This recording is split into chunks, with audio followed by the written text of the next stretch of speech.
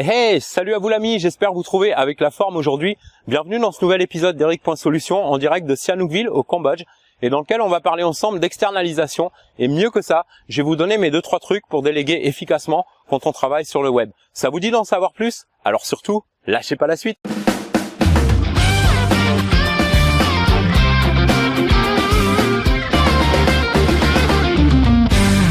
Alors aujourd'hui on a choisi avec mon cousin d'aller faire un tour en bateau, donc on s'est loué un bateau privé pour aller sur les petites îles là autour de Sihanouk. Et donc on a trouvé une petite plage déserte sur une île et on a arrêté le bateau, on va faire quelques grillades, je vous ferai quelques prises de vue. Et on est dans le sujet finalement parce que pendant que je suis en train de profiter de super bons moments en famille dans des décors paradisiaques, et ben il y a des petites mains, des petits claviers qui travaillent pour moi. Donc vous avez compris, on va parler d'externalisation et plus spécifiquement de déléguer. Alors on dit toujours que c'est mieux pour avoir l'effet de levier, c'est-à-dire pour faire plus de choses en moins de temps et pour pouvoir profiter de la vie justement. C'est bien d'externaliser, c'est bien joli de dire ça, mais il y a des façons de le faire. Alors je vais pas vous faire ici tout un training là-dessus, peut-être je vais sortir un training là-dessus prochainement. Donc si vous gardez le contact, il suffit de vous inscrire gratuitement si c'est pas encore fait sur Eric.Solutions, solution avec un S à la fin. Et donc pour être tenu au courant des trainings que je vais sortir sur des sujets comme celui-là. Alors je vais pas énumérer tout ce qu'on peut externaliser. Il y a l'écriture, c'est-à-dire l'écriture d'e-book et de guides pratiques pour publier, alors que ce soit en français ou en anglais, sous différents noms de plumes, sur Kindle, mais aussi via Smashwords, via les liseuses comme Kobo, Apple Store, etc. Et tout ça donc je fais faire et après j'ai plus qu'à uploader, c'est-à-dire charger mes contenus sur les plateformes où je veux les publier, mais j'externalise pas seulement ça. Alors ce que je vais faire, c'est dans la description sous la vidéo, je vais vous mettre 2-3 liens ou alors peut-être un seul lien vers tout pour avoir des templates, des modèles, vous savez, pour rechercher des personnes pour externaliser, des modèles types à personnaliser bien sûr. Parce que c'est super important de faire un filtrage, parce que sur les sites, sur les plateformes de freelancers comme je sais pas moi, Coder.com, si vous voulez faire développer du logiciel, mais ils font pas que du logiciel, il y a d'autres choses que vous pouvez faire externaliser sur Coder.com comme du design et tout ça, ou alors sur des sites comme freelancer.com qui a une version en français, ou sur upwork.com. Quand vous allez poster un projet, c'est-à-dire quand vous allez décrire ce que vous recherchez, c'est comme un peu comme publier une annonce. Vous postez un projet et dans ce projet que vous postez, c'est important déjà de filtrer à la base, c'est-à-dire de mettre quelques critères. Un des critères que je recommande de mettre en avant, c'est de rechercher quelqu'un qui porte de l'attention aux détails, c'est-à-dire quelqu'un d'attentif. Et pour tester ça, vous allez demander 2-3 trucs. Vous allez demander dans le projet, pour votre candidature, il faut, je sais pas, alors pas forcément un CV, mais au moins un bref résumé de ce que la personne a déjà fait, 1 ou 2 maquettes de ce qu'elle a déjà fait, et qu'elle se présente en quelques mots. Et là, vous allez recevoir plein de candidatures et franchement, ça peut aller jusqu'à 90% des candidatures vont mettre à peine la moitié de ce que vous demandez, voire pas du tout. Ces personnes-là, faut les zapper d'office. Vous avez aussi beaucoup d'agences qui vous contactent, c'est-à-dire c'est des agences, mais c'est des petites agences de je sais pas, de 5 à 10 personnes. Des fois il y en a des très bien, des fois il y en a c'est n'importe quoi, qui répondent à tous les projets sans lire une ligne de ce que vous demandez. Et donc ça c'est aussi à proscrire, c'est ce que je recommande. Focalisez essentiellement sur les candidatures de personnes, quelle que soit la recherche que vous faites, alors que ce soit pour développer une appli ou pour écrire du contenu pour vous, ou pour traduire du contenu pour vous. La meilleure façon de filtrer, c'est de filtrer à la base. Et donc dans votre projet, quand vous postez votre projet, de mettre déjà les critères qui sont impératifs pour vous. Par exemple, pour la traduction, ça va être vous voulez de la traduction impeccable, vous voulez pas du mot à mot, vous voulez pas du Google Translate. Rigolez pas, il y en a qui font ça. Des freelancers qui utilisent des outils comme Google Translate ou des traducteurs automatiques et ça donne vraiment une soupe quoi. Donc c'est important d'avoir quelqu'un qui soit capable de traduire et de relire. Donc c'est important de mettre ces critères dans votre projet et comme ça vous aurez pratiquement que des réponses de gens sérieux et celles qui sont pas sérieuses vous allez les repérer tout de suite et les personnes qui vous envoient même si c'est 80% de ce que vous demandez dans votre annonce, c'est même pas la peine de suivre parce que cette personne, ça veut dire aussi que dans sa façon de travailler avec vous, elle va pas faire attention à ce que vous allez lui dire. Donc c'est important de trouver une personne. Vous n'en avez pas besoin de 36, vous en avez besoin que d'une. Et pour la trouver, cette personne, il va falloir un petit peu filtrer. Ensuite, quand vous allez retenir par exemple 3 profils de personnes. Organisez une interview par Skype durant laquelle vous allez poser quelques questions de base et donc savoir qu'est-ce qui vous a, par exemple, qu'est-ce qui vous a encouragé à répondre à ce projet. Pourquoi vous pensez être qualifié pour ça. Vous pouvez demander aussi est-ce que cette personne a vraiment déjà travaillé sur un projet comme celui que pour lequel vous avez besoin d'elle. Bref, c'est presque un petit peu comme un entretien d'embauche. Donc ça, c'est à vous d'organiser ça. Je vous laisse le soin de le faire, hein. Mais c'est important de préparer, de prendre le temps de préparer, parce que en prenant le temps de préparer au début, vous allez gagner beaucoup plus de temps après, parce que vous aurez la personne qualifiée. Et en plus, elle vous fera du bon travail et ça peut même être une relation après à long terme. Ce qui m'amène à une deuxième astuce. N'hésitez pas quand vous faites une petite interview comme ça de dire que vous cherchez quelqu'un pour travailler sur moyen et long terme. Et que donc vous cherchez quelqu'un qui vous propose un budget raisonnable qui permet qui va vous encourager à travailler davantage. Donc n'hésitez pas à négocier, parce qu'au départ les candidats vont vous faire évidemment leur propre proposition, ok. Et donc ils savent, ils ont toujours une marge de négociation. Ils savent que dans la plupart des cas, c'est pas la proposition finale qui sera acceptée. Et donc à ce moment-là, faut pas hésiter à négocier un petit peu. Et souvent, le candidat ou la candidate va vous demander quel budget vous avez.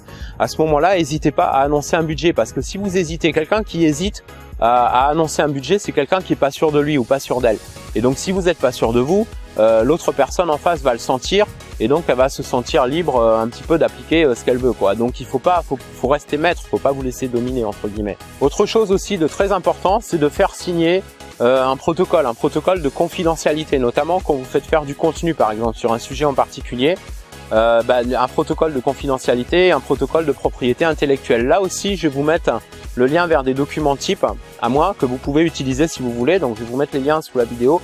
Alors je sais pas si j'aurai le temps de mettre les liens juste quand la vidéo va sortir, mais quelques heures maximum après que la vidéo sorte, je pourrai vous mettre les liens de téléchargement donc vers des templates, ce que j'appelle des templates, c'est-à-dire des modèles types que vous pouvez utiliser pour faire pour poster un projet, et aussi pour filtrer, et aussi pour sécuriser, c'est-à-dire faire un protocole de propriété intellectuelle. Pourquoi? Parce que ça vous permet de vous assurer que ce contenu vous appartient totalement. Ok, la personne, elle peut pas réutiliser ce contenu. Et le protocole de confidentialité, c'est si vous faites faire un logiciel ou une appli, par exemple, vous voulez pas que votre projet soit divulgué. Et donc, il y a certains des sites dont je vous ai parlé, comme Freelancer ou Upwork, qui proposent, avec un petit supplément de quelques dollars, c'est pas grand-chose en général, d'avoir un protocole directement avec votre prestataire. Mais je vais quand même vous mettre un document, ça vous évite de payer ces frais-là en plus, justement. C'est un document, il vous suffit donc c'est un document type, il faut remplacer les variables par vos propres données, bien sûr. Et ce document-là, donc, vous dites clairement au candidat ou à la candidate que vous avez retenu, que vous souhaitez établir. En général, la personne va vous dire oui sans aucun problème. Et donc, vous envoyez ce document en format PDF par mail. Donc là, je vous l'aurai en format doc. Après, il faut le convertir en PDF. Le meilleur outil pour ça, c'est OpenOffice, enfin, à ma connaissance en tout cas. C'est gratuit, donc c'est OpenOffice. Vous ouvrez dans OpenOffice comme un document Word, et après vous convertissez en PDF une fois que votre document est personnalisé. Et donc vous l'envoyez par mail et vous demandez à la personne de l'imprimer, le signer, le scanner, et vous le renvoyez par mail. Et à ce moment-là, vous avez un document électronique donc qui sécurise soit la confidentialité, soit la propriété intellectuelle.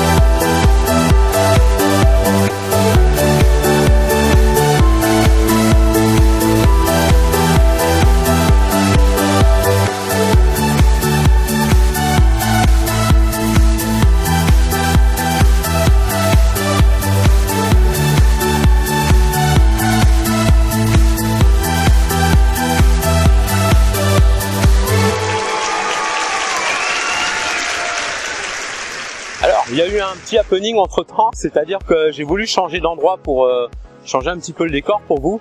et badaboum, j'ai glissé dans les rochers, je me suis ramassé dans l'eau, mais tout va bien, je vous rassure.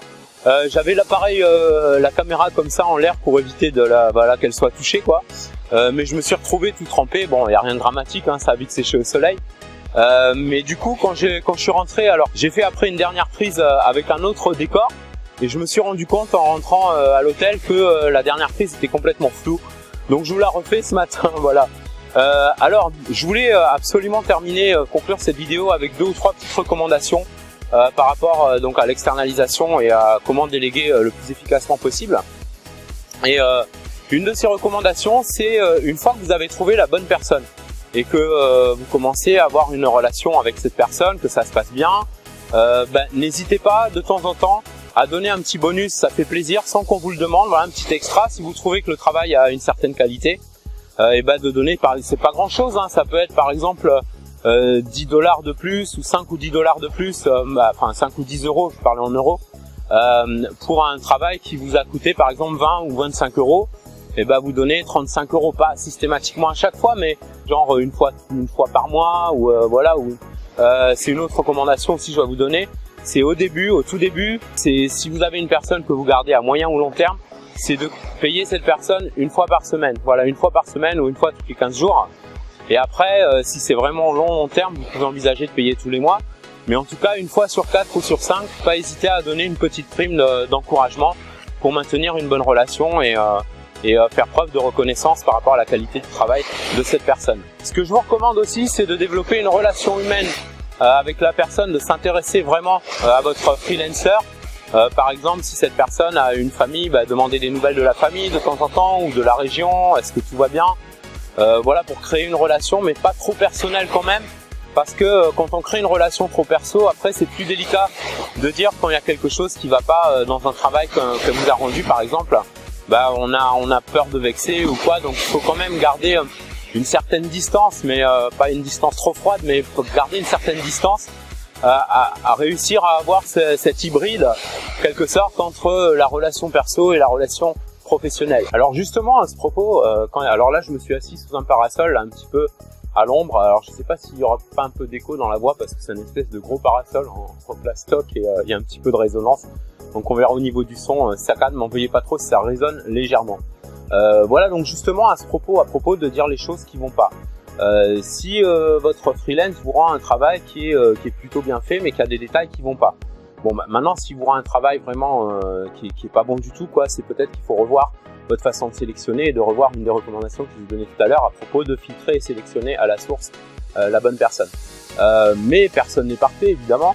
Et donc, il se peut qu'il y ait quelque chose qui colle pas. Par exemple, si vous faites rédiger le contenu d'un e-book ou d'un rapport gratuit que vous allez, un rapport que vous allez donner gratuitement à votre audience pour s'inscrire à une liste, par exemple, et que le contenu est bien fait, bien recherché et tout, mais qu'il est mal disposé, c'est mal paragraphé. Alors, je vais vous donner un truc justement sur ma façon, en tout cas, de dire quand quelque chose va pas. Et qui va à la fois pas mettre mal à l'aise la personne en face et qui va pas me mettre mal à l'aise moi non plus de l'exprimer. C'est de commencer par ce qui est positif, c'est-à-dire de reconnaître d'abord la qualité du travail qui a été fait. Par exemple, dans le cas que je viens de citer, dire voilà, merci, le contenu est génial, c'est bien recherché et tout. Par contre, ça serait encore mieux si on pouvait aérer encore plus le texte pour moins fatiguer le lecteur. Voilà, il y a une façon diplomate un peu de le dire.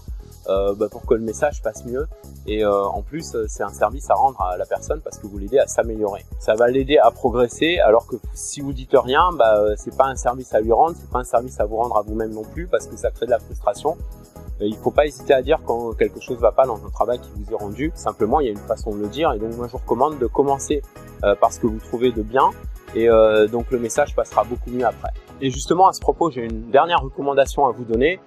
C'est de régulièrement reconnaître la personne pour son travail, la reconnaître pour la qualité de son travail, montrer votre appréciation. C'est important parce que c'est comme nous, on aime tous être reconnus pour notre travail, et donc c'est pareil pour votre freelancer, il ou elle aime que de temps en temps on apprécie la qualité de son travail. Moi je vois de temps en temps quand je reçois des feedbacks de personnes qui me disent ouais voilà, j'aime bien ce que tu fais, on aime bien ce que tu fais, continue comme ça a changé ma vie, j'ai déjà reçu des messages comme ça a changé mon business. Ça c'est pour moi ça vaut tous les profits du monde, c'est super important d'avoir des feedbacks comme ça, et donc d'être reconnu et apprécié. Et bah pour votre freelancer, c'est exactement pareil. Et donc ça vous aide justement à maintenir cette relation avec lui ou avec elle. C'est de reconnaître régulièrement la qualité du travail et d'encourager. Voilà, je pense avoir fait le tour. J'ai une toute dernière recommandation à vous donner, mais qui n'a rien à voir avec ce qu'on vient de voir. C'est aller voir surtout l'épisode précédent, l'épisode juste avant. Je vais vous remettre le lien dans la description sous la vidéo parce que je vous montre quelque chose qui peut vraiment transformer votre marketing dans votre business, quel que soit le niveau où vous êtes dans votre business, que vous démarriez, que vous soyez déjà avancé. C'est la démo d'un outil que je vous recommande vraiment d'aller voir. Je vous ai mis le lien dans la description sous la vidéo. Voilà, c'est tout pour aujourd'hui. J'espère que cet épisode vous a plu malgré les passages un peu chaotiques peut-être. Et si c'est le cas, si ça vous a plu, n'hésitez pas comme d'hab à me mettre un beau pouce tout bleu et à partager avec ceux et celles de vos amis entrepreneurs qui souhaitent se lancer ou progresser dans leur business sur Internet. À bientôt, je vous kiffe, take care.